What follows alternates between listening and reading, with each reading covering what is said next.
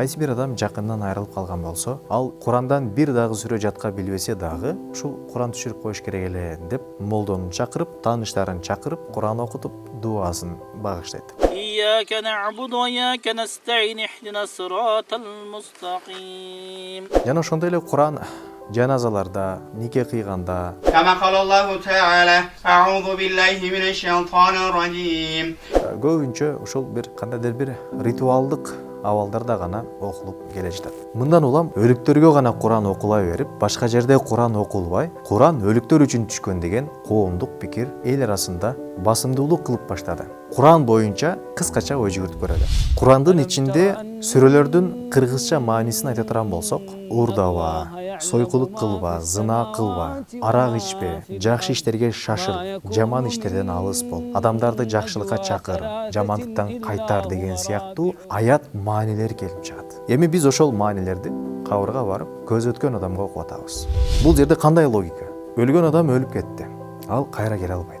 Кудай анын жанын алып, денесин жансыз кылып койду. Жансыз денеси менен ал кантип зына кылсын, кантип уурулук кылсын, кантип уурулук кылсын. Бул таптакыр логикага карама-каршы келип атпайбы? Жок туугандар. Куран бүткүл адам затына түшкөн.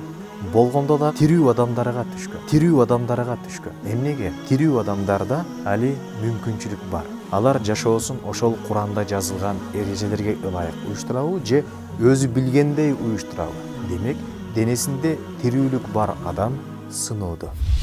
Анда эмнеге биз өлүктөргө Куран окуйбуз? Албетте, бул боюнча биздин устаздарыбыз көп эле айтып жүрүшөт. Маркумдарга Куран окутабыз дегенде, маркумдар Куран угат деген адам жок. Тирүүлөр өзүбүз окуп, өзүбүз сооп алабыз, анан ошонун сообун маркумдарга багыштайбыз деген эле сөз кетип атат бу жерде. Тирүүлөр Куранда айтылган аяттарды зикир кылуу менен, эстөө менен, ойлонуу менен, кабыл алуусу менен, угуусу менен бул жерде сооп пайда болот. Мына ошол соопту ошол маркумдун арвагына арнадык. Анын күнөөсүн кечире көр, я Рабби дегендеги логика.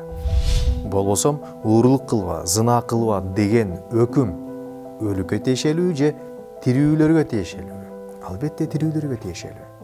Ошондуктан урматтуу тууганым, Куран кимдин денесинде жаны болгон болсо, ошолорго түшкөн.